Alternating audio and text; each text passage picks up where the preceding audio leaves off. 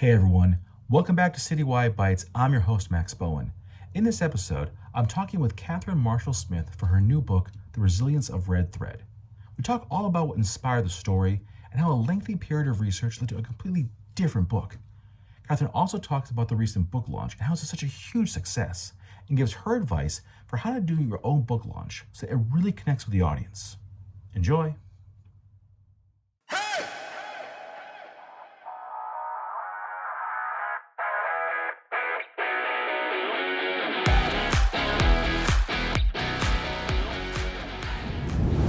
Catherine, first off, I want to say welcome to the show. It is so cool to have you here. I've been reading all about the resilience of Red Thread, and this is a very intense book. I'm very curious to talk more with you about it. So, to kick all this off, what inspired the story in the first place?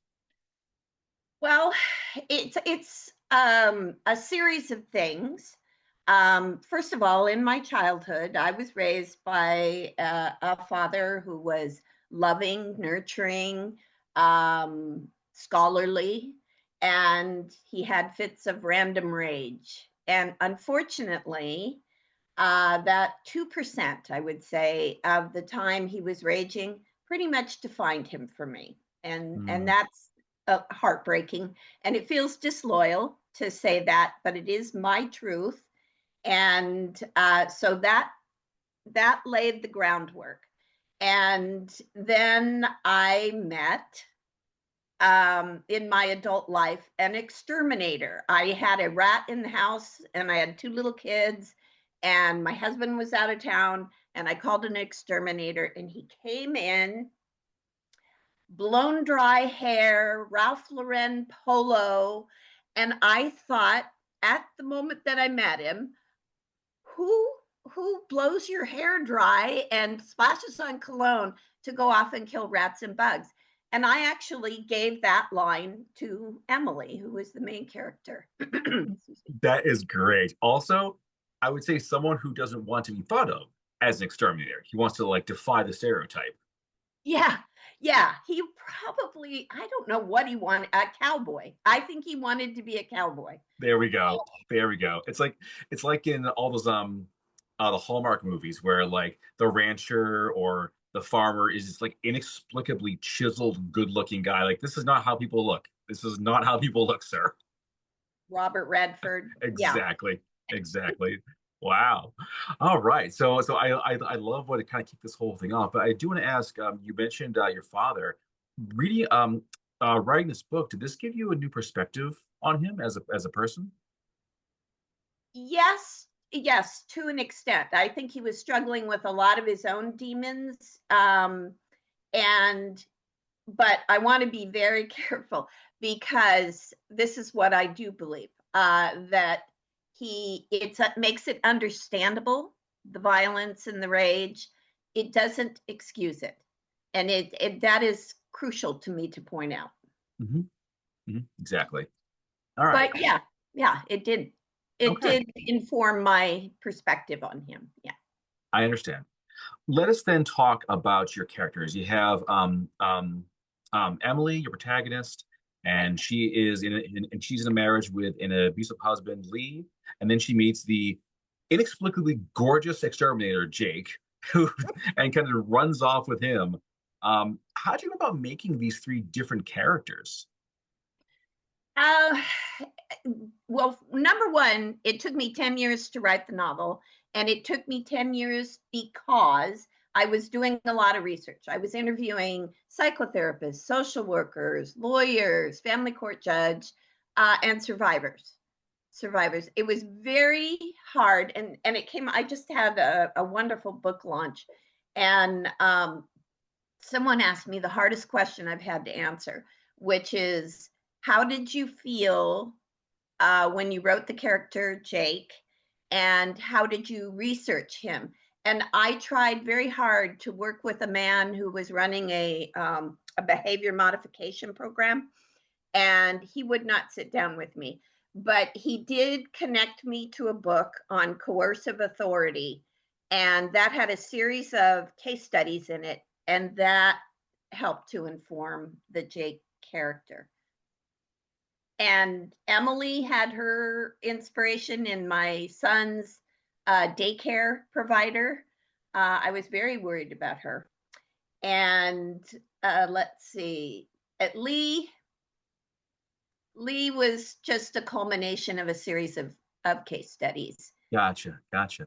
Did all this research really change the overall story for you? Did you kind of start with like, okay, this is gonna be the story, and then you do the research and realize, oh no, this is gonna be the story. Oh, yes. More than once. And the first one was really rough because my whole intention was to write a story of two people who fall in love, and despite having trauma, neglect, and abuse in their childhoods, they overcome all of that to love one another wholesomely and healthfully. And then I started doing interviews. And before I could even get the question out, is this plausible? This one particular psychiatric social worker was going, no. Oh wow. Yeah, and no. And so I had to go home and delete the first draft and start. Yeah, it was rough. It was a rough. Yeah. It was rough, and it was rough on a personal level because I thought it sort of applied to me, and I am in a lovely, wonderful marriage of 43 years together for 46. So it can be done, but um, it's very unusual. Hmm. And but I do want to give people hope.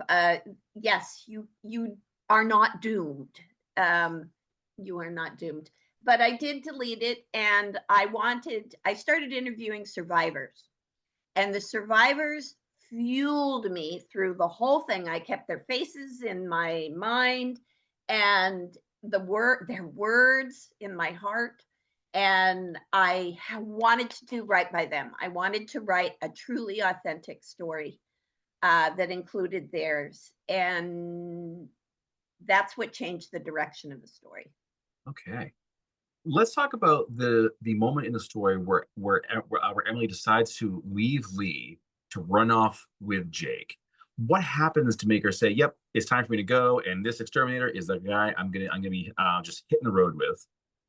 Very good question. I'm really glad you asked that. I don't think she does make a choice.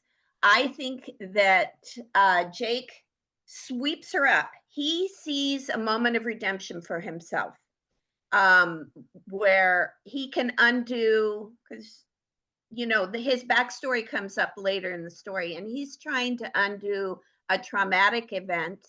He feels responsible for having broken up his own family by calling for help. And so he's not going to call for help. He's going to sweep her up and take her away from all of this.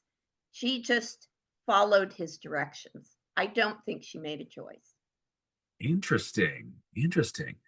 How about Emily as a character? Because reading about this book, I'm seeing that she's not really perfect. She definitely has her flaws, she has her demons. How do you think that factors into the story, and why did you choose to make her this way?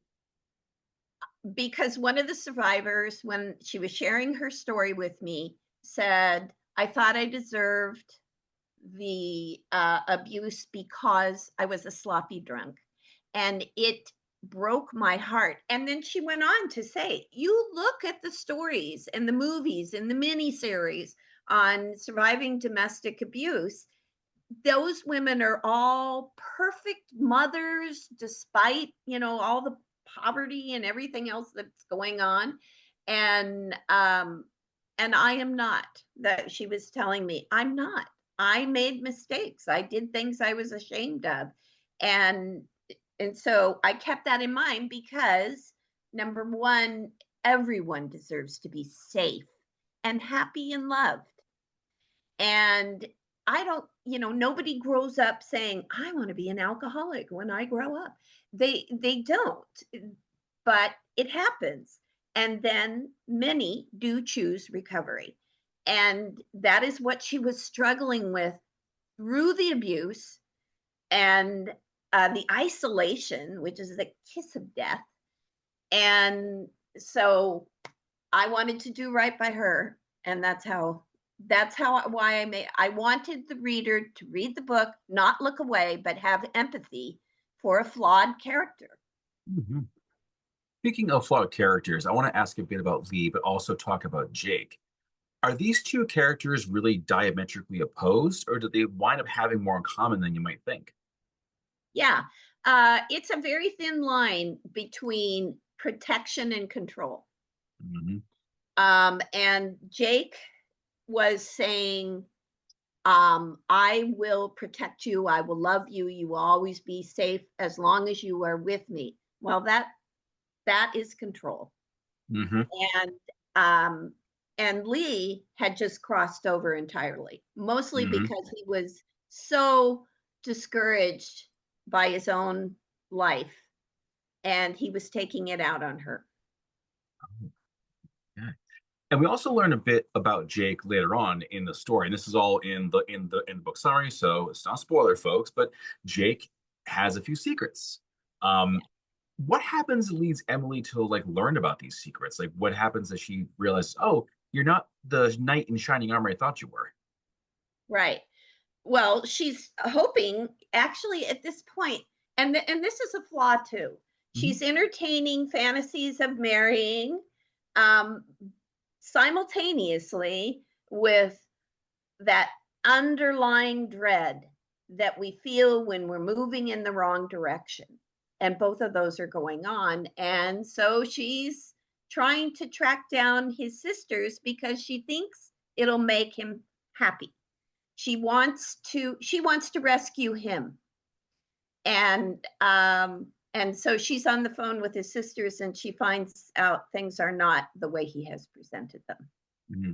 And that's where we're going to stop because no more spoilers. Read the book Right. if you want to find out. Um, but Catherine, I want to ask about the cover up for this because I really found it very intriguing. That I realized, oh, it's a hornet's nest on Right. this like red thread. How did the cover design happen? Uh, well, there were a series of symbols, and that was a really moving moment for me when I got the cover back. Um, I realized number one, people were listening and they understood, and that is for an author is a powerful moment Hmm. because you're constantly driven by no. I want you to understand what I'm saying. The hornet's nest, of course, he's an exterminator. She has a home daycare. She cannot have children in a home where there is a hornet's nest hanging from the eaves. And so it brings him in. Here again, he's protecting her supposedly, and but he's really kind of invading in his own way. And then the red thread is I went to a fundraiser for a support organization for survivors of domestic abuse, and they gave us all a quilt bag. That was what they did. They made quilts and they talked to each other. And so inside the quilted bag was a spool of red thread. And attached to the red thread was a little sign, which I still have. I have the spool and the sign, and it says, Legend has it that we are attached by an invisible red thread to people who need us and people who can help us. And that was a powerful moment sitting there in that cold little folding chair and reading that. And I thought, I'm going to use this. It is Um, amazing where the ideas come from. yeah, everywhere. Yeah, I had someone else similar to you who was interviewing me, and he said, creating a novel is like walking around with a basket, a huge bushel basket, and you put memories into it. Oh, this might work, and that might work, and this, and it all gets used Yeah. eventually. So I imagine you're the kind of writer that's always looking out for like ideas, like, ooh, this could be something, that could be something. Got to write this down fast. Yeah. It's anything that resonates, I think, anything that looks wrong, or odd or particularly special, like reading that little sign on that red thread. That was a powerful moment. Yeah, yeah. It's that like that like gotcha moment. We're like, ah, there it is. There's my There, title. There we go. Yeah. And that is my sentiment. That's what I, Hmm. want to put out there. Now, Catherine, I want to ask about the book's release because as of this recording, the book's been out for about a week or so. I saw you had a Yeah. huge release party on the 26th. What was that like? How was that experience for you? Oh, okay. I'm still processing it. It was awesome. And there's no way you can talk about it without it sounding like you're bragging. But I was up there already well into my speech, and I'm watching the staff at the bookstore scrambling. They're bringing out chairs just as fast as they can, and people are just coming in. I live in a town of 51,000 people, and over 100 showed up. and Oh, and I can't account for it. I didn't do anything differently than most writers do. I will tell you, I mean, is personal touch and being local matters. hmm. So letting people know, I hope to see you. Just, I'm looking for you out in front of me. And that motivates people that I don't know what did it, but they hadn't read the book. So, yeah, That's so cool. it What was would you it was say? truly wonderful. Go Yeah. ahead. What would you say helps make a debut really succeed? Like, what's your advice for writers who are maybe working on their first book and they're like, how do I make sure that my launch actually works? Right. Well, personal connection, I'll go back to that, but also community. All kinds of communities are out there. Find them. Those are the people who will pick you up when you're falling down or when you're thinking, I don't want to write anymore ever again. There'll be somebody who will cross your path and go, no, no, no, you have to keep going. And then also, I have a writing group, and they were certainly, well, I have a big writing group, and then I have this little group where we exchange writing. And my big writing group is Cafe Writers, and it's private. But if somebody emailed me and asked to be included, they'd be included, I can assure you. But what we do is Monday through Friday, we meet at, we have silent write from 7 to 8. And at 8 o'clock, we all turn our cameras on and unmute ourselves, and we set writing goals, but mostly we connect with one another, and we talk about whatever. There was one day designated for politics because we found it was just dominating and it was making people sick. Hmm. Um, but um, but we also talk about, I don't know, dogs and grandchildren, and yeah, oh, dogs are huge. I'll Yeah. bet, right? Yeah, I have, my dog is gone right now. She's off having puppies, or she had Oh, them. She's nursing them. She's a guide dog for the blind breeder. wow. And I read all my stuff to her, and she looks at me with those brown eyes, and she goes, yeah, yeah. That's wonderful. That's So wonderful. everyone should get a dog. I, I fully agree. I fully agree. But Catherine, I also want to ask about starting off. If we get someone in the audience who has an idea, how do they start? How do they get the ball rolling to make their own book? Find an instructor. Ah, And there are lots out there. I've watched it evolve in the 20 years that I've been writing. I think the pandemic shoved us all online. And mm-hmm. now you can get, as a matter of fact, my opening, I attribute to Steve Allman. I took a course and it was online. It was, I didn't go off to a university or anything. And he took us away from what he calls the Netflix opening, where you start with a car chase or a murder or something, and instead build this character from the very beginning. And that is what you saw on the first page of The Resilience of Red Thread. Emily is talking about how to find peace in a daycare setting, which is very challenging. It's very Okay. difficult. And Excellent. I was stunned that it worked, but I was happy with it after I Yeah, did. that works. It definitely does. I also want to talk audiobooks because you also have an audiobook for this book. So you got the physical copy and you got the audio version too. This one is done by Amy Jensen and Jamie Rennell. Am I saying that right? Renell, yes, yes. Perfect. Excellent. How did you meet these two, and how did you know they were the ones to work with? They sent me, am I allowed to talk about the audio group? Because they were Please. awesome. Yeah. John Marshall, um, Communications, I believe, is what it's called. And Kevin Stillwell was my contact. They were professional from the very beginning. And they sent me, and I find this slightly ironic. I think 7 men, okay, it's a story about domestic abuse, 7 men and 3 women to read for the part. So the men lined up, and not sure how to interpret that. But I listened to all their auditions, and I needed, you can give them 2 little sentences, and I wanted to see the men particularly go from 0 to 60.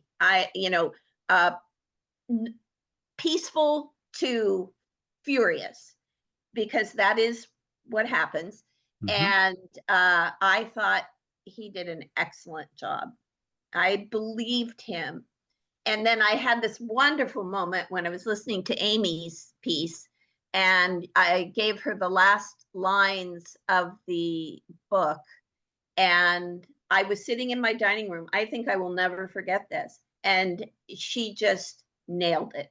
Uh, Everything I had been struggling to get out there came through in her voice. And I actually cried. It was such a good moment. And yeah, yeah, I'm very proud of that audio version. So thank you for bringing it up. Oh yeah, definitely. Now, I imagine you've probably listened to it as well. Do you find that it really changes the feel of the story? No, I think they understood my direction and my Gotcha. mission. And so we matched, we were cohesive. But yeah, I actually used their audio for the final edits. It helped me a great deal to see, Hmm. okay, you need a comma here because they are organically pausing. Hmm. So put it in there so that the reader will also get that. Hmm.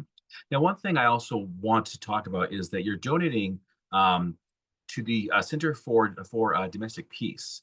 And what is this organization, and why did you want to help them out? Okay, the Center for Domestic Peace. She was actually okay.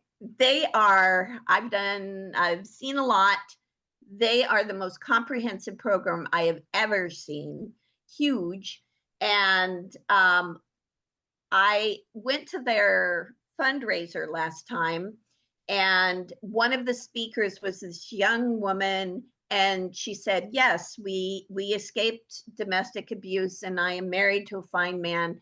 Um, but I did not do it alone. I reached out, and she indicated to the Center for Domestic Peace, and Tara Peterson, who joined me on stage for my book launch, is the executive director.